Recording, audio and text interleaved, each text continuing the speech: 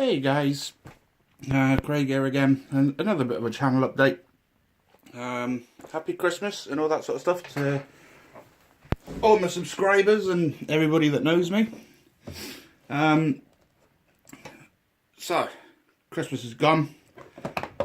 The wife got me a little jackal. It's the airfix 148 scale. I'm going to do a quick inbox review. We'll open it up, see what's in there. And we'll have a chat about this vehicle. Give you a quick update on the T62 because that's still drying. All the oils and weathering that I've put on it is still drying a little bit, but the T62 is getting there slowly. So yeah, let's have a chat about the jackal. For anyone that knows me, I'm actually a jackal instructor, and with that I know this vehicle inside and out. So hopefully airfix has got the details on it right, because if it isn't, I'll soon let you know. But looking at the box, what it's depicting is a Jackal 1. And there's a few identifying features to say that. However, there is a couple of things already on the box art that's slightly off with regards to being a Jackal 1. Predominantly the spare tyre on the Jackal 1 sits on the door on the outside. The tyre on the inside was a Jackal 2 feature. The reason for that was the ballistic panelling on the door. The tyre being on the inside gave a little bit more protection to the crew on the inside. Also, the ECM plane at the back is also a feature of the Jackal 2. And this ECM plane, what looks like a wing at the back, wasn't really fit to the Jackal 1s.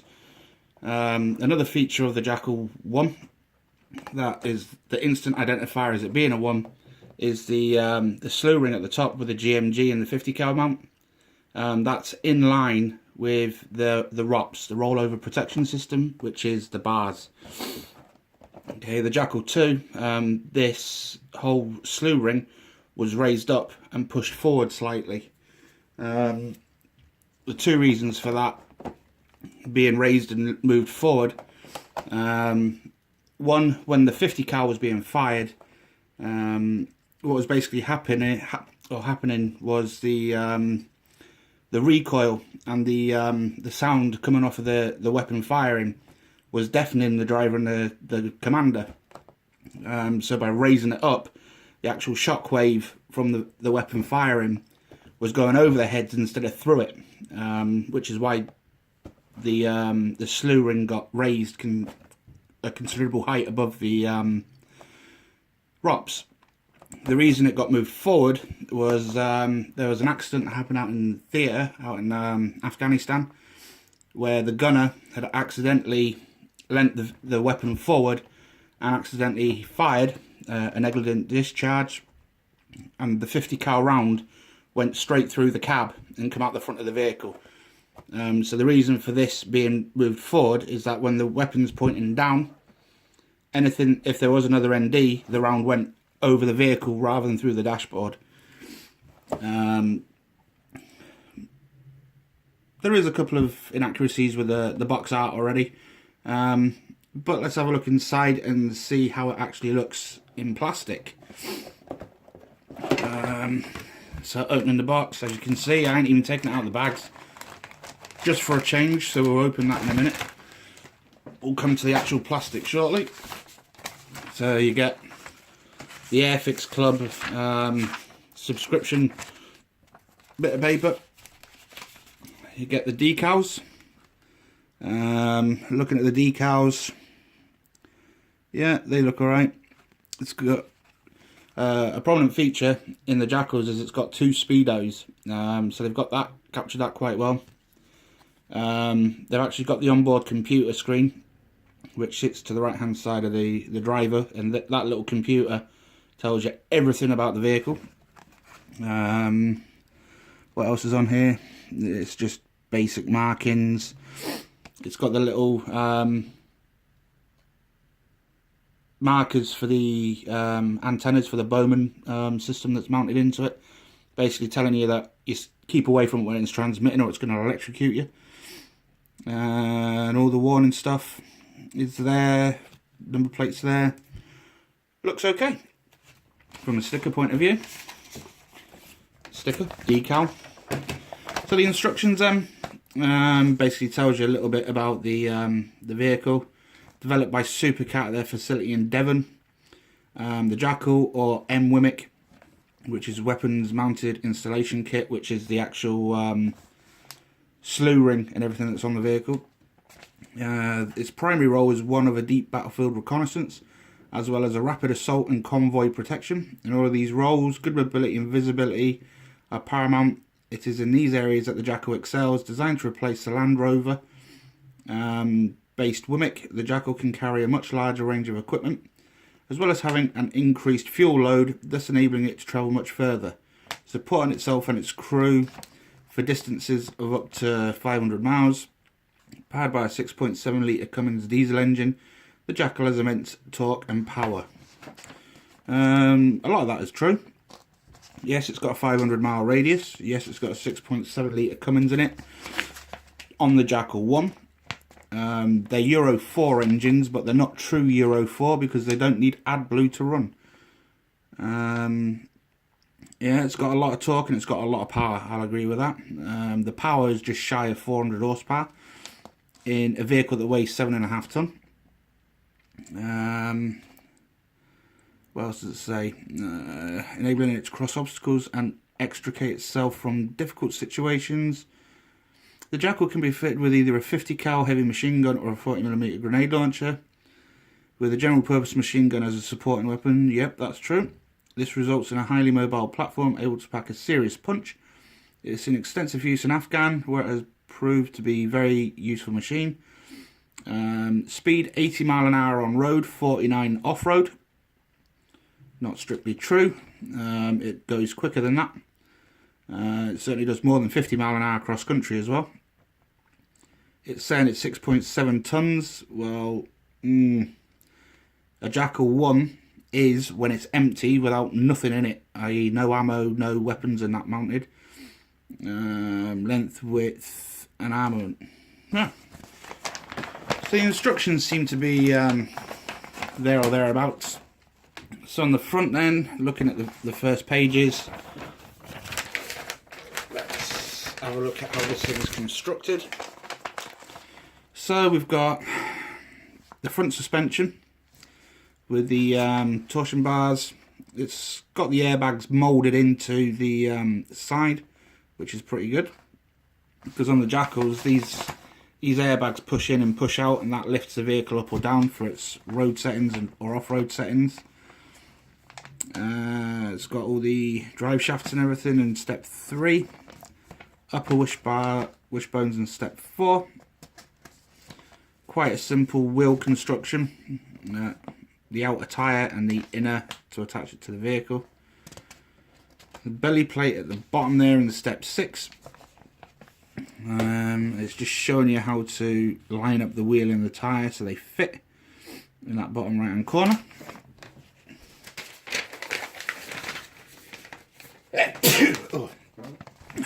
Then it's sticking the belly plate to the actual cab of the vehicle in step 7. Step 8 is showing you the Bowman mount and the wall at the behind the driver's compartment. Air filter in step 10. Step 11 showing you where to place the air filter. Then we're on step 13, which is ammo boxes. Step 21. It looks as though that's part of the ROP system, but whatever that is on step 21A, I'm not sure. I've never seen that in a Jackal. Step 12 is the walls for the side of the vehicle. Looks alright. Step 14 is the cab. Ammo boxes or ammo storage. The seat mounts. Step 15 is the seats. Step 16 is placing the rear assembly to the the vehicle. 18 is the load bed. 19 is the back where the tailgate's going to be mounted. They've got the V-shaped hull on. This plate here covers the fuel tank down here at step 20. Step 20, how we got to step 20? Oh, I see, I've missed a page. 21 is fitting the tailgate. 22 is fitting the ECM box, electronic countermeasure box or suite. And then we've got the rear rollover protection system in 23. 24 is fitting the seats. Now this is something that's off with a Jackal 1 to a Jackal 2. In the Jackal 2 it's got two forward facing seats which swivel 45 degrees. So when you open the doors and they lock open, the seat swivels so the passengers can still fire out of the vehicle with their personal weapons rather than trying to twist and fire out. So this is now denoting part of a Jackal 2 system, where the Jackal 1 has just got one rearward facing seat that's bolted to the floor that's on this back wall just on here. So this is a mix-up of a Jackal 1 and a Jackal 2. It's got the rear rollover protection system here. Again, Jackal 1, the ECM box is slightly different. It has a big toolbox that sits on the top of it. So that's a Jackal 2 ECM suite that's in the boot. Then we're on to the ballistic doors. This is an ammo box storage on the inside of the door. That's a Jackal 2 feature, that's not on a Jackal 1. Like we said before, the wheel is on the inside of the door, again, which is another Jackal 2 feature. These parts here in step 30, these are for the jerry cans. They're basically L-shaped brackets that fold down. For the jerry cans, one side with the fuel tank would be fuel, the side on the other side would be water jerry cans. And the idea is you pull the levers down, the bracket folds down, and then you can open your jerry cans without having to take them off. So you can get your water out, and if it was fuel, the vehicle comes with an onboard pump, so you can pump the fuel from the jerry cans straight into the fuel tank, which is located in this box here. So that's your fuel pump that's inside there, which pretty much looks like something you'd find at a garage or a gas station. 33 is the ECM plane, which is not fitted to the Jackal 1. It's got the mounts for the ECM mounts, electronic countermeasure mounts. Then it's coming on to the slew ring. Then we've got the front of the vehicle. Front of the vehicle still. Driver's position, commander's position. Spoke discharges and lights. ECM brackets being put on. Spoke discharges. What have we got here? Then it's putting the guards on the lights. Hydraulic winch that's put on there. Then it's putting the decals into the cab. And then it's fitting the front of the cab to the actual chassis. Front rollover protection system bar. Goes over the centre of the vehicle. That incorporates a compass and a wire cutter and the real thing. Ballistic doors being put on both sides. It's saying you can have them open or closed. Step 50 is the slew ring. Step 51 is the bracing support for the slew ring. 53 is the 50 cal. 54 is the gunner's seat and the ECM antennas, the Macabre antennas. You got the Bowman radio system packs going on the back, and smoke discharges for the rear. Then we've got the side steps. The side steps again were a Jackal 2 feature. The The Jackal 1 didn't really come with those. Then we've got the GPMG mount for the Commander. GPMG for the Commander. And then the final picture is the finished product. So yeah, there's a few inaccuracies on this bad boy. Looking at this. Paint scheme. They only ever come in one colour, which was desert. Yeah. So basically what you're getting from Airfix is a mixture between a Jackal 1 and a Jackal 2. So this is a representation of the vehicle rather than being an actual direct copy of the vehicle. But it'll do the job. It looks very, very similar to one of two vehicles because it's a mixture of both. So let's have a look at the plastic.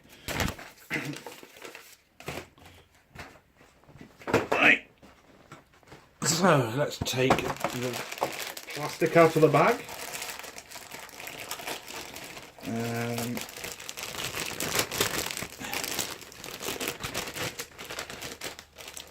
Let's get the bag out without lifting all these little 1/48 scale parts off. Right, we think we managed that. So on the first sprue then, it's basically the cab, chassis, belly plate, ammo box for the doors. It's got the ballistic door in, the rear panels for the tailgate, and it's got the rear ROPS and antenna mounts. Then we've got the firewall. Then we've got the front of the vehicle. Something that's slightly off here is this big light that's down in the bottom isn't actually one big light. It's two. It's a white side light and an indicator. Then we've got the side panels. And then we've got the innards to the ballistic doors. We've got the sand ladder that goes on the front. We've got the little jerry can holders on that one. Then we've got all the Pioneer tools as well. That is moulded into the plastic. That looks as though that sits behind the ROPS. But in actual fact, these were actually mounted to the tailgate on the Jackals. Second sprue then, we've got all the wheels and suspension set up, and we've got the the dashboard. Yeah, for this scale they can get away with that. Side steps, ammo boxes, suspension settings, smoke discharges. Not too bad looking on there. Then we have breakfast just turned up. The last sprue on this one then is we've got the rear load bed, we've got the back of the armoured seats, we've got rollover protection system, the tailgate, the rear belly plate, the spare wheel, slew ring. That looks as though it's the ECM plane that they've stuck on the back of it. We've got GPMG, we've got 50 cal. There's no GMG option, grenade machine gun. They've just stuck the 50 cal on. Then we've got the boxes, which ammo storage at the side of the driver. And that's pretty much it. But looking at it, seems to be very, very little flash on any of the sprues, to be perfectly honest.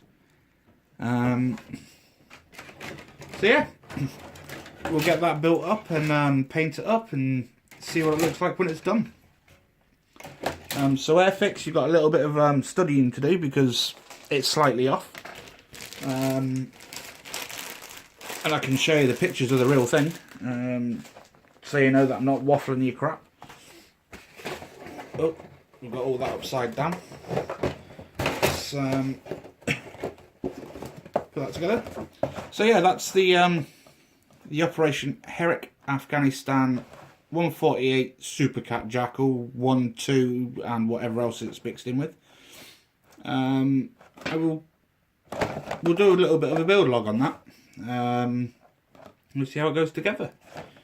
The only other thing I've got left was the T62 that we were building before.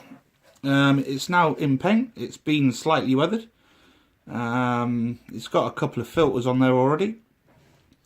The tracks are still drying because it's full of oils for the rust effects and everything that's going on in there. There's still quite a bit more to do on this. Still got pigments and everything to go on. It's basically just been dry brushed and had a couple of filters put on it. But we've got scratching and dents and rust and all sorts of stuff to go yet. A couple of decals added, which was all you got in the kit really. And that's where I'm at with it. So as you can see, the turret's in that position. It will not move. The gun will not go up and down. It will not move. So this is how it's going to be displayed. Once everything's dry, I'll get these tracks stuck down onto the wheels, so it don't look as though it's been over tensioned. We'll get that actually glued down so it looks as though the weight's on there. But yeah, that's where I'm at with the T62. Give you an update as soon as I've done some more on it, I suppose. So that's me for now, guys. The next update that I'll do then, or the next thing I'll do is, while that T62 is still drying, is we'll do the jackal and start building that up. Then hopefully this T62 will have dried by then. It's been drying for a fair while now, but anyone that uses oils know it takes forever to dry. That's all over my fingers now off of those tracks. But anyway, that's me for now, and I'll give you another update as soon as I can. So happy Christmas, guys, and happy New Year, and I'll speak to you shortly.